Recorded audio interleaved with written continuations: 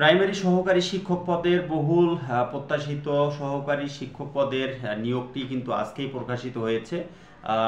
2 থেকে 3 ধাপে কিন্তু এই নিয়োগ প্রক্রিয়া কিন্তু চলমান থাকবে আর কি। কয়েকটি বিভাগ কিন্তু প্রথম ধাপে কিন্তু তারা হচ্ছে পরীক্ষায় অংশগ্রহণ করবেন আর কি।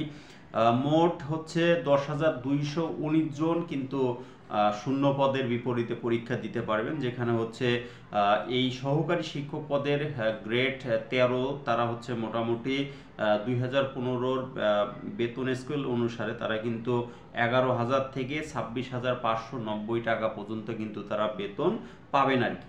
এবং যারা প্রাথমিক সহকারী শিক্ষক পদে প্রাথমিকের সহকারী শিক্ষক পদে যারা আবেদন করবেন তাদের যেটা বয়স সীমা বলতেছে যে 30 নভেম্বর 2025-এর মধ্যে প্রার্থীর বয়স 21 থেকে 32-এর মধ্যে কিন্তু হতে হবে।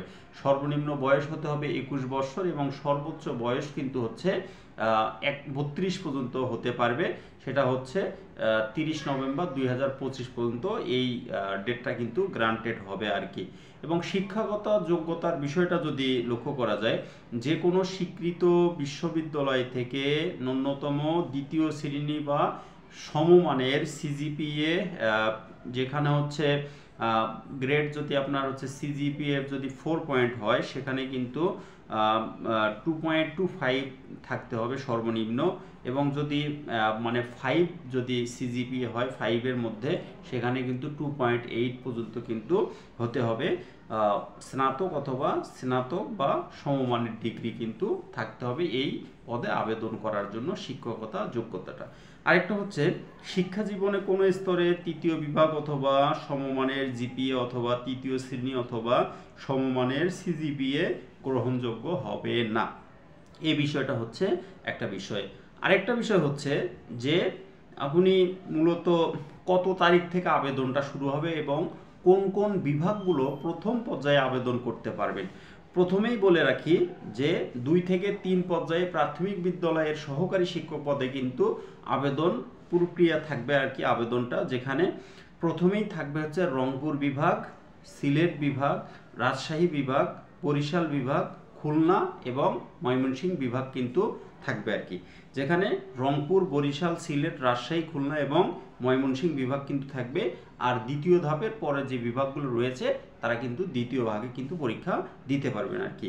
10,219টি পদের বিপরীতে কিন্তু 2 ধাপে পরীক্ষাটা কিন্তু অনুষ্ঠিত হবে আর কি।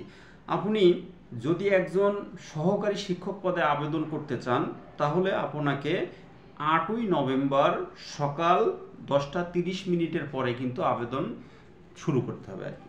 8ই নভেম্বর সকাল 10:30 পরে কিন্তু আপনাকে অনলাইনে আবেদনটা শুরু করতে হবে এবং এই আবেদনটা 31 নভেম্বর রাত 11:59 পর্যন্ত কিন্তু চলমান থাকবে। তাহলে আপনি মোটামুটি 9, 10, 11, 12, 13, 14, 15, 16, 17, 18, 19, 20, 21 তারিখ পর্যন্ত আপনি মোটামুটি 14 দিন কিন্তু সময় পাচ্ছেন আর কি। এখন আপনাকে অবশ্যই ডিপিএ টেলিটক যে com.com যেখানে আছে ওয়েবসাইট, সেখানে কিন্তু আপনাকে অ্যাপ্লিকেশন করতে হবে এবং আপনার এখানে হচ্ছে অ্যাপ্লিকেন্ট কপি তৈরি করে সেটাকে প্রিন্ট করতে হবে। এবং হচ্ছে মোটামুটি আরেকটা বিষয় যেটা হচ্ছে এখানে তো আমরা সবাই অনলাইনে আবেদন করব, এবং এখানে আরেকটা বিষয় হচ্ছে যে 100 টাকা করে কিন্তু আপনাকে এই পরীক্ষার ফি বাবদ আপনাকে 100 টাকা করে দিতে হবে। এবং আরেকটা বিষয় হচ্ছে আপনাকে তো পরীক্ষার ডেট বা অন্যান্য বিষয়গুলো কিন্তু জানিয়ে দেবে।